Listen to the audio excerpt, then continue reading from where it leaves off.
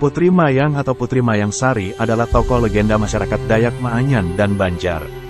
Dikenal karena kecantikannya dan rambutnya yang panjang terurai, Putri Mayang adalah puteri dari Sultan Suryansyah yang bergelar Si Mata Habang dari istri keduanya Nurhayati perempuan Maanyan, cucu dari Labai Lamiah, tokoh mubalik suku Dayak Maanyan.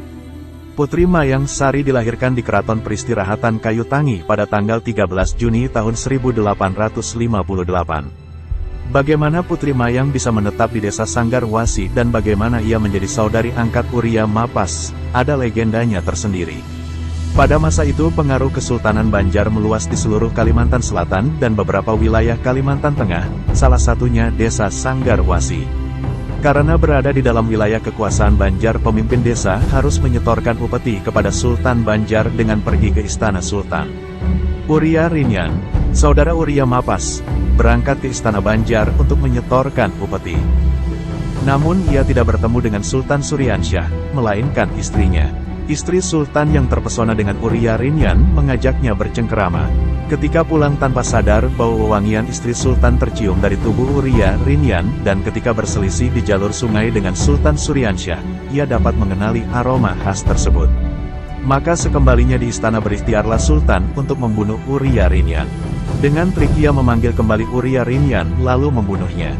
Uria Mapas, ketika mengetahui saudaranya dibunuh, mengamuk di sepanjang daerah yang dilalui aliran sungai di wilayah Kerajaan Banjar, menewaskan banyak orang sampai ke daerah yang bernama Negara. Itulah sebabnya ia disebut Uria Mapas Negara. Mapas, menyapu, negara, daerah Nagara. Menyadari tindakannya menyebabkan masalah besar, Sultan Suryansyah pun mengajak berdamai.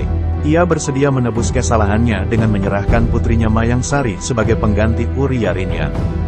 Menurut adat masyarakat Dayak Maanyan, ritual itu disebut Bali Matei. Masyarakat Maanyan mengangkat Putri Mayang Sari sebagai pimpinan daerah Sangasari setelah Uria Mapas meninggal dunia. Sebagai pemimpin, Putri Mayang Sari sangat disayangi dan dihormati oleh masyarakat Maanyan, karena Putri Mayang Sari selain putri dari Raja Banjar, juga saudari angkat yang disayangi oleh Uria Mapas. Dia selalu mengawasi bagaimana hasil panen masyarakat Maanyan. Untuk meningkatkan hasil panen masyarakat, Putri Mayang Sari banyak memberikan pengarahan maupun penyuluhan. Di antaranya menganjurkan agar penduduk menanam padi di daerah berair, karena hasil panennya lebih baik daripada di daerah yang kering. Wilayah kunjungan Putri Mayang Sari setiap tahun adalah melewati daerah timur yakni Uwei, Jangkung, Waruken, Tanjung.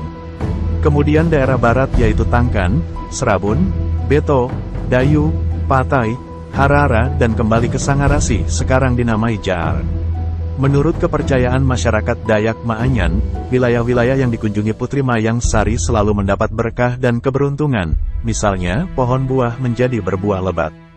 Konon, buah langsat di daerah Tanjung yang terkenal manis dan disenangi banyak orang adalah karena daerah Tanjung adalah tempat kunjungan Putri Mayang Sari. Setelah mengalami sakit selama 3 hari, pada tanggal 15 Oktober tahun 1615, sang putri meninggal dunia. Karena kecintaan rakyat kepada sang putri, ia dibuatkan makam tersendiri dan banyak yang mendapat petunjuk atau mimpi dari Putri Mayang sehingga masyarakat Dayak dan Banjar sering berziarah ke makamnya sampai hari ini. Makam Putri Mayang terletak di Desa Jar, Kecamatan Dusun Timur sekitar 7 km dari kota Tamiang Layang. Beberapa puluh meter dari makam Putri Mayang Sari terdapat sebuah sungai kecil bernama Lubuk Kajang. Konon katanya Putri Mayang Sari sering mandi di sana, dan ketika ia mandi rambutnya yang panjang terurai terbawa air sampai ke ujung desa. Ada mitos yang mengatakan bahwa mandi di Lubuk Kajang bisa membuat awet muda dan aura kecantikan akan terpancar, seperti Putri Mayang Sari yang jelita. Menuju Lubuk Kajang, ada jalan setapak kecil yang dibuat untuk menuju tempat permandian.